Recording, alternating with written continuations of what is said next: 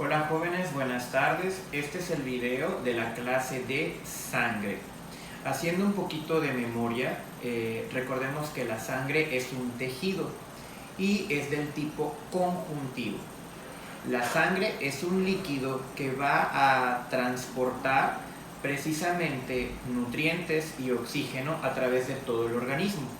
Y a su vez va a recoger materiales de desecho de distintas células para transportarlos a órganos excretores. La sangre es el pilar del mecanismo de regulación de la temperatura del cuerpo. Como nosotros vimos en sistema tegumentario, recuerden que una de las opciones para poder conservar temperatura era que se puede disminuir la irrigación sanguínea de partes como los pulpejos de los dedos o las orillas de las orejas. Entonces, esta es una manera en que la sangre puede regular la temperatura. Ahora bien, la sangre está formada por dos porciones. La porción líquida, que es de las más abundantes, llamada plasma sanguíneo, y la porción celular, que se integra por los elementos forme de la sangre. Elementos forme van a ser todas las células que se encuentran en este líquido. El plasma, recordemos que es uno de los tres líquidos corporales más importantes, junto con el líquido intersticial y el líquido intracelular. La sangre constituye aproximadamente el 8% del peso corporal en un adulto, que vendría a ser en una mujer entre 4 a 5 litros y en un hombre entre 5 y 6 litros. La diferencia no está precisamente por la masa corporal. De hecho, mientras un organismo tenga menor cantidad de grasa, va a tener mayor cantidad de sangre. Y por ende sabemos que las mujeres tienen mayor depósito de grasa. Por eso es una de las razones de que tengan menor cantidad de litros de sangre. Pero el porcentaje en su cuerpo es igual, siempre va a ser el 8%. Hay otra situación hormonal. La testosterona va a influenciar en la producción de eritrocitos. Los eritrocitos son los principales componentes de la sangre, es parte de los elementos forme. Es por ello que el hombre también tiene una mayor producción de sangre a comparación de la mujer. Ahora bien, el plasma representa alrededor del 55% de la sangre. Y los elementos forme representan el 45%. 55 es el líquido, 45 son las células. El plasma, por ejemplo, cuando se toma una muestra sanguínea, se extrae, ya vimos en qué vena principalmente, y se pone en un tubo de ensayo y se deja un momento, vamos a ver que van a haber 3 porciones en el tubo de ensayo. Aquí les hice como un pequeño dibujo y de todas formas lo van a encontrar en la bibliografía. Lo que se asienta hasta abajo o lo que sedimenta son los elementos forme. Y va a haber una capa muy delgadita que se llama capa leucocítica. Esta capa leucocítica es donde mayormente se van a concentrar los leucocitos y los trombocitos, que no son ni el 1% de los elementos forme, cada uno. O sea, es menos del 1% los leucocitos y menos del 1% los trombocitos o plaquetas. Todo lo que está arriba, que vamos a ver como de un color pajizo o amarillento, es el plasma. Y lo de abajo, que es lo más rojo, va a ser principalmente los eritrocitos. Les decía que los leucocitos representan menos del 1% de la composición de la sangre, pero de ese 1% hay un porcentaje de cada uno de los tipos de leucocitos. Hay 5 tipos de leucocitos, que son los neutrófilos, los linfocitos, los monocitos, los eosinófilos y los basófilos. Todos estos es el 1% que son leucocitos, pero de todos los leucocitos, los neutrófilos representan del 60 al 70%. De hecho, los neutrófilos también se conocen como polimorfonucleares. ¿Por qué? Porque cuando se tiñen vemos que hay muchos núcleos. Los linfocitos son los segundos tipos de leucocitos más abundantes de la sangre, que tienen entre un 20 a un 25% de la composición. De ahí siguen los monocitos, que es un 3 a un 8%, los eosinófilos, que son de 2 a 4%, y los basófilos, que es de 0.5 a 1%. Los monocitos tienen una importancia muy grande. Estos, cuando van a fagocitar virus, bacterias o alguna otra cosa, se convierten en macrófagos. Macro es grande, fagos, recuerden que es comer. Ahora bien, acá, para que no olvidemos, los leucocitos se dividen en dos tipos, los granulares y los agranulares. Esto se refiere a que se van a teñir gránulos en el citoplasma. Los agranulares obviamente no van a tener esos gránulos y los granulares sí. Los granulares son de tres tipos, los basófilos, los neutrófilos y los eosinófilos, mientras que los agranulares son los linfocitos y los monocitos. ¿Okay? Es importante reconocer esta clasificación de los leucocitos o glóbulos blancos. Recuerden que leuco significa blanco y cito con C significa célula, son células blancas. Los eritrocitos se llaman así porque eritros es rojo y cito es célula. Entonces son los glóbulos rojos. Los trombocitos vienen de cito, célula, y trombo, formadores de trombo, pero también se les conoce como plaquetas. De hecho, el nombre más aceptado es plaqueta. Ahora bien, regresando al plasma. El plasma básicamente es 90% agua y 10% solutos. Las proteínas del plasma consisten en tres tipos principales, que son las albúminas, las globulinas y las proteínas de la coagulación. De las proteínas de la coagulación, la más importante es el fibrinógeno. La albúmina mayormente va a estar relacionada con dar el volumen a la sangre.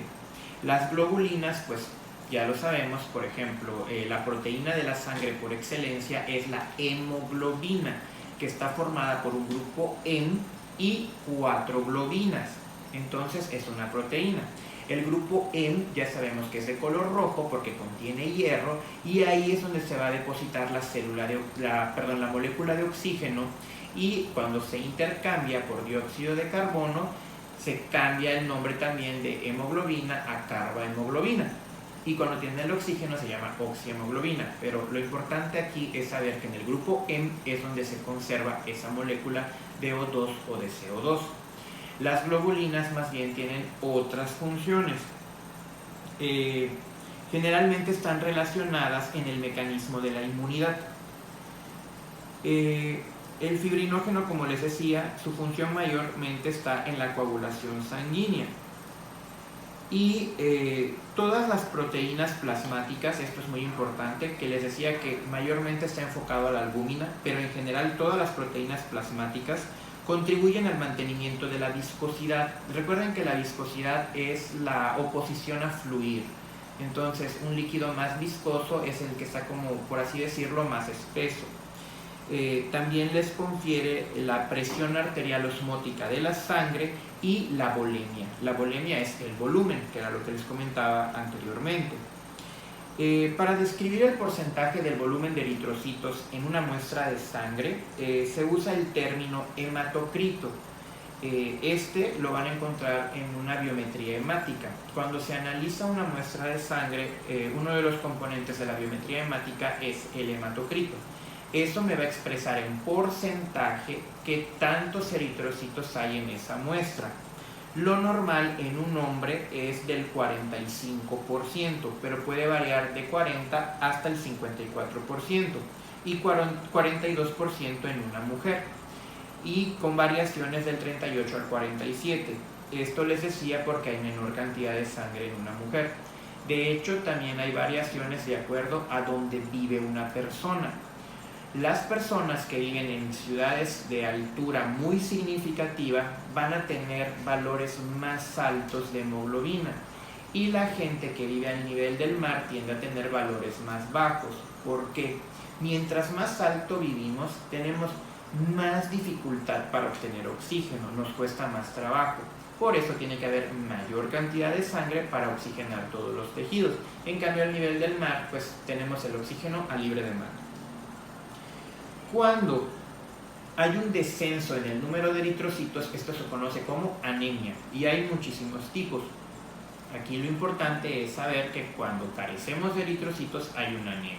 Si la hemoglobina es baja y el hematocrito también, entonces se puede dar un diagnóstico de anemia.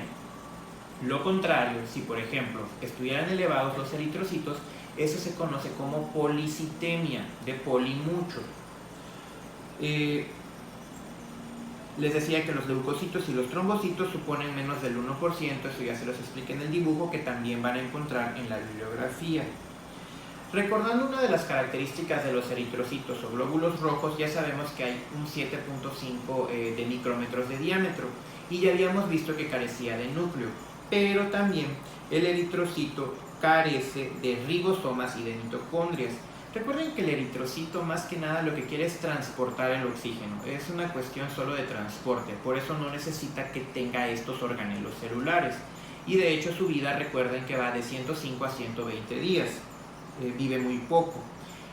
Esto le permitía una gran flexibilidad, pero ahora que ya estamos en el tema más adentrado, realmente lo que le produce esa distensibilidad al eritrocito es una proteína denominada espectrina, ¿de acuerdo? En cuanto a cantidad, pues los eritrocitos hay alrededor de 5,5 millones en el hombre y 4,8 millones en la mujer, por las mismas diferencias que ya les había explicado. En los eritrocitos también existe una enzima. Recuerde que las enzimas son catalizadores que van a favorecer reacciones químicas en el organismo, y en este caso se llama anhidrasa carbónica. Lo que hace la anhidrasa carbónica es unir el dióxido de carbono al agua, ¿sí? Como tenemos un óxido no metálico, con el agua nos va a dar un ácido, un oxiácido, que en este caso es el ácido carbónico. Pero recuerden que en el organismo no existen como tal ese tipo de compuestos, sino que se encuentran en forma de iones. Si al ácido carbónico le quitamos el hidrógeno, tenemos iones hidrógeno y bicarbonato. Acá el bicarbonato es de suma importancia en la sangre y en el organismo humano, porque es el principal ion que da el pH sanguíneo. De hecho, cuando se toma una gasometría es como una especie de muestra de sangre con una jeringa de tipo de insulina, se toca en la mano el pulso arterial. Esta sangre que se va a utilizar para medir la concentración de gases tiene que ser arterial. Y la diferencia, de hecho, si ustedes ponen su dedo en este extremo, van a sentir como que va a pulsar más intenso. Esa sangre es arterial, a diferencia de la venosa, que es una sangre como que corre con mayor lentitud. Bueno, esa sangre arterial es donde vamos a cuantificar el pH sanguíneo, y eso lo hacemos a través de la composición de los gases o de iones como el bicarbonato. Ahora bien, los eritrocitos se forman en un proceso que se llama eritropoyesis. Todo lo que sea poiesis significa formación. Eritro, pues de eritrocitos. Los eritrocitos comienzan su maduración en la médula ósea roja. Recuerden que médula ósea se supone que hay en los huesos largos, como en la cadera, en la columna y en el fémur. Entonces, si rompemos un hueso, vemos ahí que hay una porción como esponjosa que hay de color rojo. Esto es médula ósea. Ahí se forman los eritrocitos. Todo el proceso de maduración necesita aproximadamente de 4 días. Y recuerden que existe una célula madre hematopoyética que también se conoce como hemocitoblasto. Hemo es sangre, cito es célula, blasto es todo lo que va a formar algo. Entonces, esta célula es la que se va a diferenciar, ya sea en glóbulos rojos, en glóbulos blancos o en plaquetas, de acuerdo a las necesidades del organismo. Entonces, es una célula madre pluripotencial porque tiene la potencia de transformarse en lo que se necesite en el organismo. Cuando las concentraciones de oxígeno disminuyen, los riñones liberan cantidades mayores de eritropoyetina. La eritropoyetina va a estimular a la médula ósea para acelerar la producción de eritrocitos.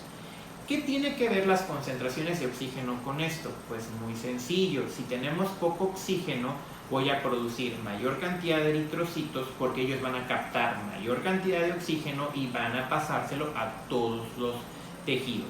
Por eso es que el riñón, de hecho, por ejemplo, cuando los diabéticos están muy anémicos, hay falla renal o algo, ya no se produce también la suficiente cantidad de sangre, por eso también ellos están anémicos y se les inyecta la eritropoyetina. La eritropoyetina se inyecta como la insulina y esto sirve para estimular la producción de eritrocitos y que haya una mejor oxigenación en el cuerpo.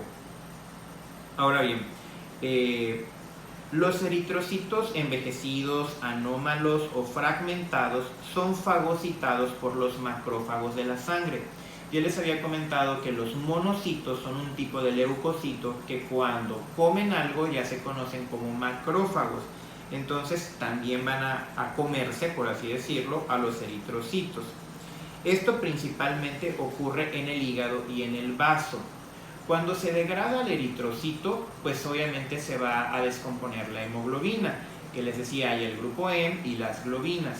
En este caso el hierro se reutiliza, se manda a la médula ósea para que se vuelvan a producir nuevos eritrocitos. Y el resto, que es la bilirrubina, esto se va hacia la bilis para que pueda ser excretado. Entonces cuando hay una fagocitosis de los eritrocitos, hay estos productos, hierro y bilirrubina. De ahí, para que la médula ósea pueda funcionar correctamente, necesitamos sustancias en cantidades adecuadas, por ejemplo la vitamina B12.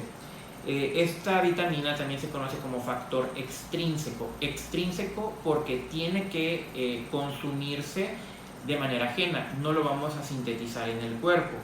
Pero también existe un factor intrínseco que aún no está identificado, que se encuentra en la mucosa gástrica, y esto es sumamente necesario para poder absorber la vitamina B12. Entonces, sí es importante tener este conocimiento. También se necesita de hierro y otros aminoácidos, el cobre y el cobalto, que son catalizadores.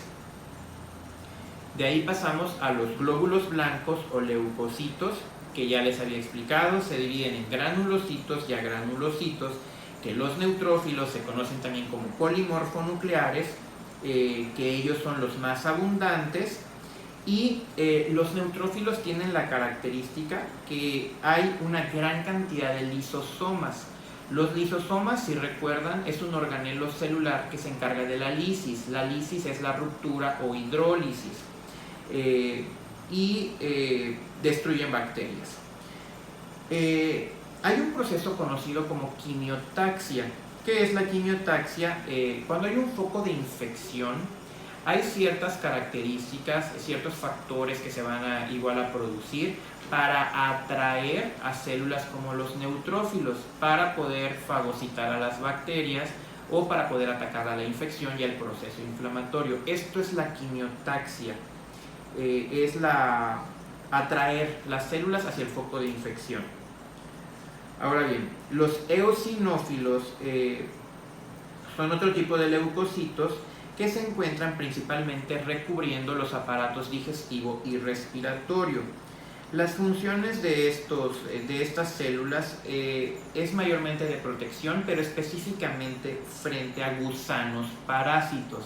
Por eso cuando hay alguna parasitosis intestinal, estos eosinófilos tienden a elevarse. Es una manera de ver de qué tipo es la infección que tiene el paciente. Y también están relacionados con las reacciones alérgicas como el asma, en algunas ocasiones en atopias, dermatitis, entre otras cosas. Así que el conteo de eosinófilos está elevado en estos casos. Los basófilos vimos que son de los menos abundantes y estos contienen a la histamina y a la heparina. La histamina es un agente químico de la inflamación y la heparina es un anticoagulante. Los linfocitos, que eran de los más abundantes junto con los neutrófilos, hay de dos tipos. Tenemos los linfocitos T y los linfocitos B. Los linfocitos T actúan atacando a una célula infectada o cancerosa, atacan de manera directa. En cambio, los linfocitos B producen anticuerpos frente a antígenos específicos. De todas formas, esto lo vamos a ver en el tema de sistema linfático, pero aquí es bueno aclarar esta diferencia. Los linfocitos T actúan de manera directa y los linfocitos B van a generar anticuerpos. Ahora bien, de ahí los monocitos son las células más grandes de todas y se van a llamar macrófagos cuando van a fagocitar. De ahí todos tienen el mismo origen, que es la célula madre hematopoyética, y hay dos vías por las que se pueden formar, que puede ser por tejido mieloide, que es la médula ósea, y por tejido linfoide, que son los órganos linfoides que vamos a ver en el siguiente tema. Por último, los trombocitos. Los trombocitos, como les decía, son las plaquetas que mayormente son como pedazos de célula, son cuerpos pequeños, incoloros, y sus propiedades importantes son la aglutinación, la adherencia y la agregación. Cuando hay una lesión capilar o vascular, estos se van a acumular para evitar que haya una hemorragia. Entonces, ellos mayormente están en el proceso de la hemostasia. Cuando el solo hecho de que se agreguen no detiene el sangrado, entonces lo que sigue es producir la coagulación sanguínea. Entonces hay veces que solo tenemos una lesión, se pegan los trombocitos y se resuelve el problema. Pero cuando esto no es suficiente, tiene que haber el proceso de la coagulación sanguínea, que es donde intervenían proteínas como el fibrinógeno, que ya les había comentado un poquito antes. La cifra normal de las plaquetas es entre 150.000 y 400.000. Hay situaciones como el dengue y otras enfermedades hemorrágicas donde podemos ver cifras de plaqueta desde 30.000, 8.000 o cosas terribles, que eso le ocasionaría el sangrado a una persona con daños mínimos. Entonces, cuando las plaquetas están muy bajas puede haber mucho riesgo de sangrado. La gente puede sangrar de las encías, de la nariz, de la boca o de otros órganos. De ahí el proceso por el cual se forman los trombocitos se conoce como trombopoiesis. Recuerden que poiesis es la formación de cualquier célula, en este caso trombocito, a través de la hormona trombopoyetina. El precursor de los trombocitos son los conocidos como megacariocitos, y esto lo vamos a ver también cuando empecemos a revisar los temas de respiratorio. Los megacariocitos se encuentran en los pulmones y generalmente estos, cuando se rompen, salen alrededor de 2.000 y 3.000 trombocitos. Los trombocitos tampoco tienen núcleo y tienen una vida corta, de 7 días aproximadamente. En el mismo resumen hay un cuadro, ese sí les voy a pedir que lo revisen, donde está la forma de las células, la duración de su vida, la función.